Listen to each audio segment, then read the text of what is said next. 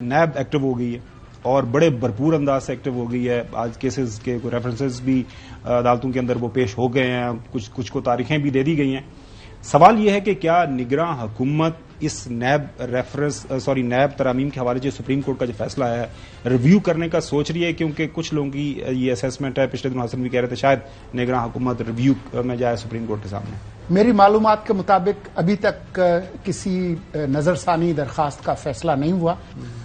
مجھے یقین ہے کہ وزیر اعظم صاحب جب واپس تشریف لائیں گے تو اس کے بعد اگر کوئی ایسا سوال اٹھا تو وزارت قانون سے کے مشورے کے مطابق ہم اس پر عمل کریں. یہ فیصلہ کیبنٹ نے کرنا ہے میرا خیال ہے جی. اور جو میری اطلاعات ہے کہ کیبنٹ ہی ڈیسیژن کرے گی, اور جو اس میں یہ ہے کہ دو لوگوں نے انپٹ دینی ہے, ایک اٹارنی جنرل فار پاکستان نے اور دوسرا جو فیڈرل لا منسٹر ہیں.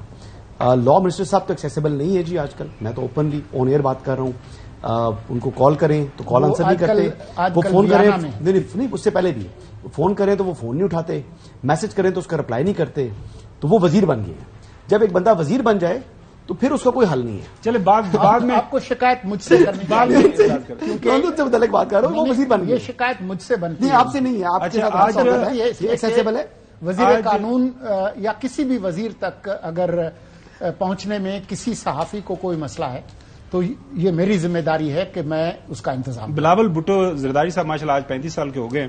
ہماری طرف سے ان کو بہت بہت مبارکباد. پاکستان پیپلز پارٹی کے چیئرمین مبارک بلاول صاحب. یہ میرے سامنے ان کی ایک خبر پڑی ہے, یہ آپ کے بھی گوشت گزار کرتا ہوں.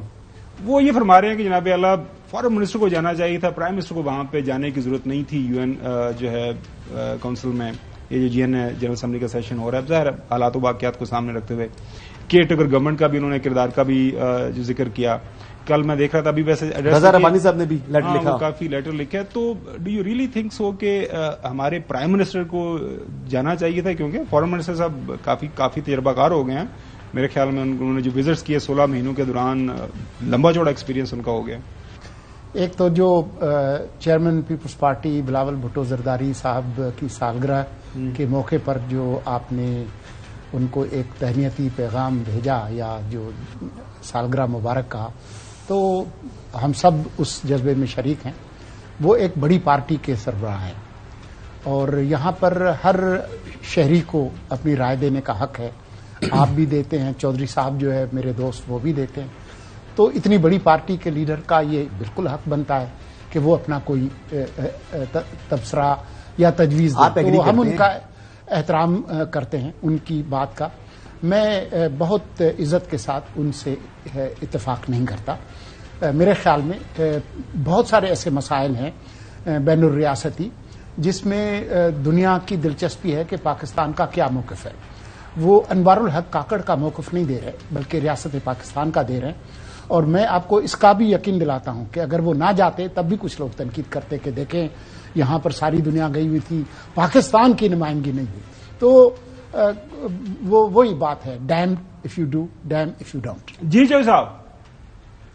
نہیں, اب یہ لوگ تو یہ پوچھنا چاہ رہے ہیں کہ دہشت گردی, تخریب کاری, مارا ماری, قتل و غارت, ہمارے فوج کے شہداء, ان کی تعداد, ان زخمیوں کی تعداد اور دوسرے لوگوں کی بہت اضافہ ہو رہا ہے. پاکستان از انڈر اٹیک جو ہم سمجھ رہے ہیں, اور چاروں طرف سے. اور انڈیا جو ہے وہ مسلسل جنگ کی حالت پیدا کرنا چاہتا ہے کیونکہ مودی صاحب الیکشن کی طرف جا رہے ہیں. تو آیا ہماری نگران حکومت اور ریاستی ادارے اس صورتحال کا مقابلہ کرنے کے لیے تیار ہیں؟ اور آپ کا موقف کیا ہے؟ کیونکہ پوری دنیا آپ کے اوپر سے گزر کے انڈیا چلی گئی اور آپ کی طرف لوگ نہیں آئے, تو اس سے تنہائی کا بھی احساس بڑھا ہے. تو آپ کا اس وقت where do we stand as a nation and country?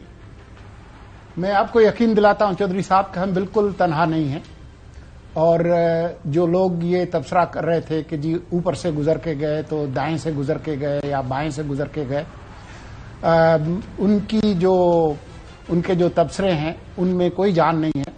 اور یہ اگر ایسا ہوتا کہ جو لوگ اوپر سے گزر کے گئے وہ چند گھنٹوں کے لیے آتے تو اس سے زیادہ سبکی ہوتی, اس سے آپ کی عزت میں اضافہ نہیں ہوتا.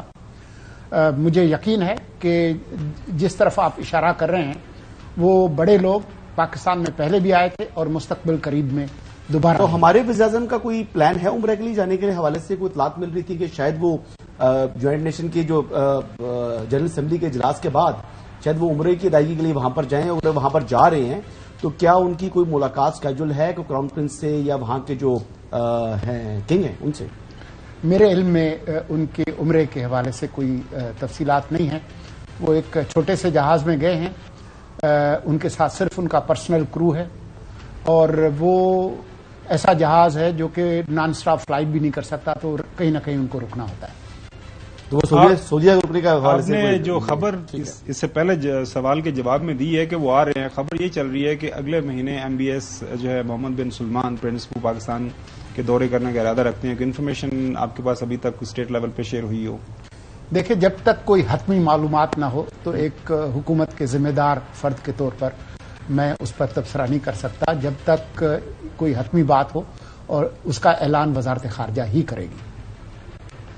اچھا، ایک ملک میں جو مہنگائی کا طوفان آ رہا ہے اور ہر چیز کی قیمت آسمان کو چھو رہی ہے، اور آپ کہتے ہیں ہم تو وفاقی حکومت ہے، یہ صوبوں کا مسئلہ ہے. اب پیٹرولیم کی قیمتیں دوبارہ کہتے ہیں جی بڑھ رہی ہیں، تو آپ جو ہمسائے ہمیں سستا چیزیں دے سکتی ہیں، آپ کو کس نے روکا ہوا ہے؟ ان سے نہیں خریدتے اور اپنے ملک کو تباہی کے دھانے پر لے آئے ہیں. چودھری صاحب، ہمسایہ ملکوں سے کیا مراد ہے؟ کس ملک کا آپ نام لے رہے ہیں اور کس چیز کی بات کر رہے ہیں؟ مثال کے طور پر ہم ایران سے تیل، گیس اور اس طرح کے پروڈکٹس. چودھری صاحب، آپ کے علم میں ہے کہ جو ایران پر جو اقتصادی پابندیاں ہیں اور جس عالمی معاشی نظام کا ہم حصہ ہیں، اس میں ہمارے ہاتھ کتنے کھلے ہیں؟ تو یہ کہنا بہت آسان ہے. ہمارے لیے تو سب سے بڑا مسئلہ یہ تیل اور ڈیزل کی سمگلنگ ہے، بلوچستان کے راستے سے جو پورے ملک میں ہوتی ہے، اور اس کے نتیجے میں جو معیشت پر جو اثرات ہیں، جو ڈرگ ٹریفکنگ پہ جو اثرات ہیں، جو دہشت گردی کے ساتھ اس کا جو تعلق ہے، یہ بڑے مسائل ہیں. کسی وقت تفصیل کے ساتھ آپ کے ساتھ بیٹھیں گے اور ان پر گفتگو